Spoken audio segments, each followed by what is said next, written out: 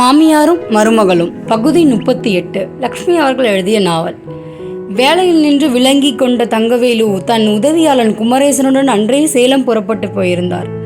அங்கு தனக்கு மிகவும் நெருக்கமான நண்பர் நடத்தி வந்த டீ கடையில் குமரேசனை தற்காலிகமாக வேலை அமர்த்திவிட்டு தாம் பிறந்து வளர்ந்த திருச்செங்கோட்டிற்கே புறப்பட்டார். சின்ன வயதிலேயே சட்டநாதன் வீட்டில் வேலைக்காக அமர்த்தப்பட்டு விட்டார். அவர் பிறந்த ஊரை விட்டு வெளியேறிய ஆண்டுகள் பல ஆகிவிட்டன. மனைவி போன பின்பு தனிக்கட்டையாகிவிட்ட அவருக்கு அங்கே தூரத்து உறவினர்கள் வீட்டில் அதிக நாட்கள் தங்கியிருக்க மனம் ஒப்பவில்லை. அர்த்தநாரீஸ்வரரை தரிசித்து விட்டு போக வந்திருக்கேன் என்று கேட்பவர்களுக்கு பதில் கொடுத்துவிட்டு கோவிலுக்கு சென்று கும்பிட்டதும் கிளம்பிவிட்டார். சேலத்தில் தமது நண்பரின் டீக்கடையில் அவருக்கு உதவி செய்து கொண்டு சில நாட்களை போக்கினார். ஆனாலும் அவருக்கு இருப்பு கொள்ளவில்லை. இதற்குள் சின்ன எஜமான் பார்த்திபன் ஊரிலிருந்து திரும்பியிருப்பார். அந்த வெள்ளித்தட்டு விவகாரம் போலீஸில் புகாராக பதிவாகிவிட்டால் ஒரு துரும்பை கூட தங்கவேலு தொடமாட்டார் என்பது மரகதம்மாளுக்கு தெரியும்.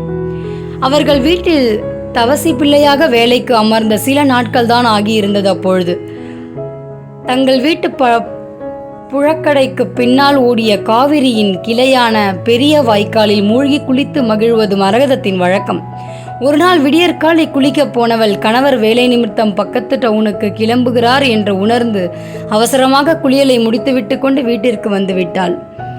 சமையலை முடித்துவிட்டு காலார வாய்க்கால் கரை ஓரம் தினமும் தங்கவேலு சிறிது நேரம் நடப்பது வழக்கம்.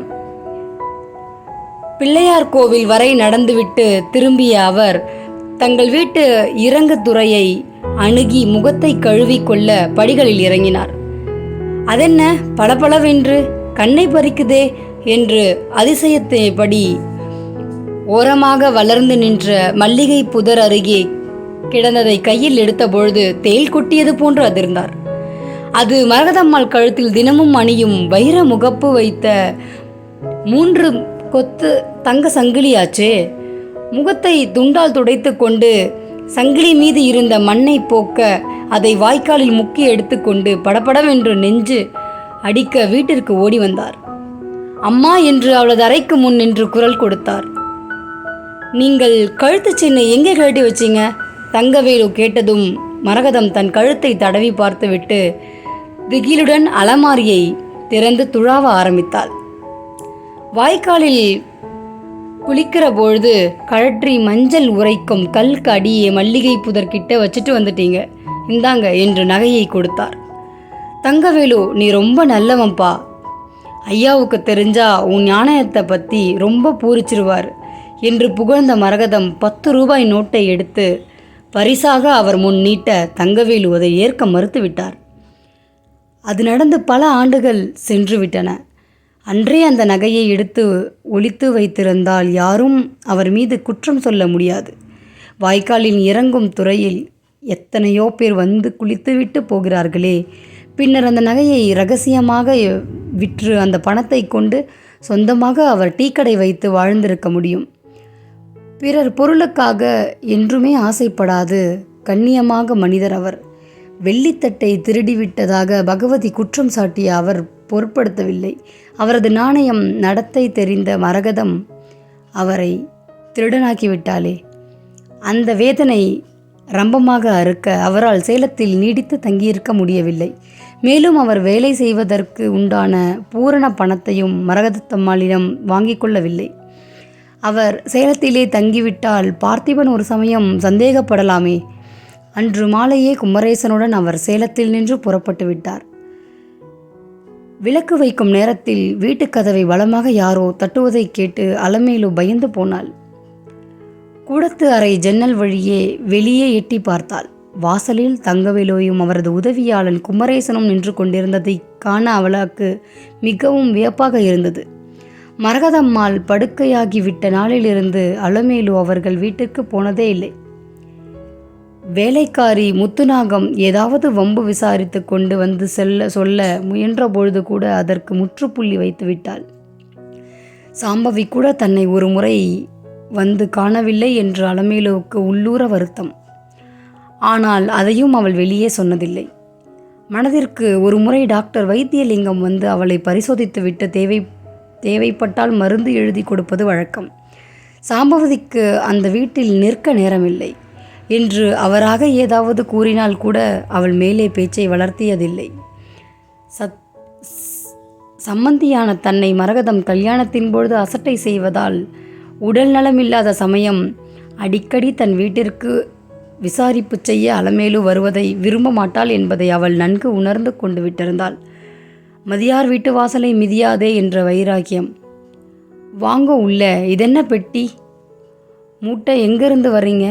வியப்புடன் கேட்டபடி கதவை அலமேலு திறந்தாள்.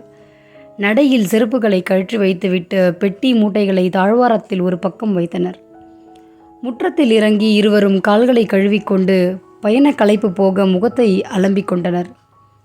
குடிக்கு கொஞ்சம் தண்ணீர் கொடுங்க, பிறகு கதையை சொல்றேன் என்றார் தங்கவேலு. கூஜாவில் தண்ணீரும் அத்துடன் 2 டம்ளர்களையும் கொண்டு வந்து கூடத்து தரை மீது வைத்தாள் அலமேலு. முதலில் இருவரும் தாக சாந்தி செய்து கொண்டார்.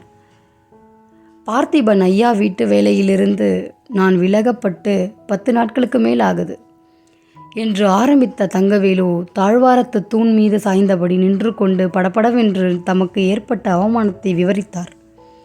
அலமேலு அயர்ந்து போனாள். நீங்கள் இல்லாததினால் சாம்பவிக்கு சமையல் வேலையும் கூடிவிட்டிருக்குமே என்று சொல்லுங்க. பார்த்திபன் ஊரில் இல்லாததால் வீட்டிற்கு வந்திருக்கும் விருந்தாளிகள் அதிக சலுகைகள் எடுத்துக்கிட்டு இருப்பாங்களே. என்னிடம் வந்து சாம்பவி ஒரு வார்த்தை சொல்லியிருந்தாள் என்றாள் அவள். வீட்டு வாசலை தாண்டக்கூடாதுன்னு மாமியார் உத்தரவு. விருந்தாளிகளின் கெடுபிடி வேறு. சாம்பவி அம்மா அந்த வீட்டில் மருமங்களாகவே பார்க்கப்படவில்லை, ஒரு கொத்தடிமையாக இருக்காங்க என்றார் அவர். அலமேலுவின் கண்கள் கலங்கி போயின. துக்கம் நெஞ்சை இறுக்கியது. காசு பணம் உள்ளவங்க குழந்தை கஷ்டப்படாமல் சுகமாக இருப்பான்னு நான் தான் என் குழந்தனார்கிட்ட சிபாரிசு செஞ்சேன். இப்படி கொடுமைப்படுத்துவாங்கன்னு தெரிஞ்சிருந்தா இந்த கல்யாணத்துக்கு ஒப்புதல் கொடுத்துருக்கவே மாட்டேன். எனக்கு சாம்பவியை போய் பார்க்கணும் போல மனசு துடிக்குது. தங்கவேலு ஐயா, நீங்கள் துணையாக வரீங்களா? போவோம் என்று பரபரப்புடன் கேட்டாள். இருங்க, அவசரப்படாதீங்க. இந்த பொடியனை நாளை காலையில் முதல் வேலையாக அந்த வீட்டுக்கு அனுப்பி பார்த்திபன் ஐயா வந்துட்டாரான்னு பார்த்துட்டு வர சொல்கிறேன். பிறகு நம்ம போவோம். ஆமாம், வீடு என்ன இப்படியும் கவனிக்காமல் போட்டிருக்கீங்களே, என்னாச்சு என்றார் தங்கவேலு. தங்கவேலு, நீ சமயத்துக்கு தான் வந்திருக்க. முத்துநாகத்துக்கு 3 நாளாக காய்ச்சல். நானும் நோயாளியாச்சே. என்னால் வீட்டை பெருக்கி துடைச்சி சுத்தமாக வச்சுக்க முடியல. சமைக்கிறதே பெரும்பாடாக இருந்தது. சுத்தமாக வீட்டை வைத்துக் கொள்வதில் பெருமை கொண்டிருந்த அலமேலு வெட்கத்துடன் உண்மையை சொன்னாள். பரவாயில்ல, குமரேசன் வீட்டை பெருக்கி துடைச்சி சாமான்களை விலக்கி தருவான். நான் சமைச்சிடுறேன். சின்னையா வர வரைக்கும் நாங்கள் 2 பேரும் பின் வராந்தாவில் தங்கிக்கிறதுல பற்றி உங்களுக்கு எதுவும் மறுப்பில்லையே என்றார். முத்துநாகம் வரும் வரை என்ன பண்ண போகிறோன்னு கண் கலங்கிட்டு இருந்தேன். நல்ல வேலையா இந்த நேரத்தில் நீங்கள் வந்திருக்கீங்க. எத்தனை நாள் வேணுனாலும் இங்கே நீங்கள் தங்கலாம். நீங்கள் மறுநாள் காலை 10 மணி அளவில் டாக்டர் வைத்தியலிங்கம் அங்கே வந்தார். பரிசோதனைக்கு பின்னர் அவர் கைகளை கழுவி துடைத்து கொண்டு ஊஞ்சல் மீது உட்கார்ந்த பொழுது அலமேலு கொண்டு வந்த காஃபியை கையில் எடுத்துக்கொண்டார். என்ன இது, தங்கவேலு போடுற காஃபி போல் இன்னைக்கு நீங்கள் எனக்கு பிடிச்ச மாதிரி ஸ்ட்ராங்காக போட்டிருக்கீங்க என்று வியப்புடன் கேட்டபடி காஃபியை உறிஞ்சினார். நீங்கள் நோயாளிகளை பரிசோதித்து வியாதிகளை கண்டுபிடிப்பதில் எத்தனை கெட்டிக்காரரோ அதுபோல உணவையும் ருசித்து யார் பக்குவம் என்று கண்டுபிடிப்பதிலும் கெட்டிக்காரர்தான். இது தங்கவேலு போட்ட காஃபி தான். லேசாக சிரித்தாள் அலமேலு. தங்கவேலுவா? தங்கவேலு இங்கே வந்தார் என்றார் டாக்டர். அது ஒரு கதை என்று அலமேலு ஆரம்பிப்பதற்குள் சிங்காரம் வியர்வை விறுவிறுக்க ஓடி வந்தான். கூப்பிட்ட குரலுக்கு வந்து உதவி செய்கிற உன்னையும் 10 நாளாக காணலையே, எங்கே போயிருந்த? அன்புடன் அதட்டினார் அலமேலு. சமையல் அறையிலிருந்து தங்கவேலும் பின்பக்கத்திலிருந்து குமரேசனும் வெளிப்பட்டனர். பள்ளிக்கூடம் லீவு, திருச்சியில் இருக்கிற எங்கள் அத்தை வீட்டுக்கு போயிருந்தேன். நேற்று என்னை ஊருக்கு திருப்பி அனுப்ப என் அம்மா என் கூட பஸ் நிறுத்தத்திற்கு வந்திருந்தாங்க. அதுதான் கடைசி பஸ்.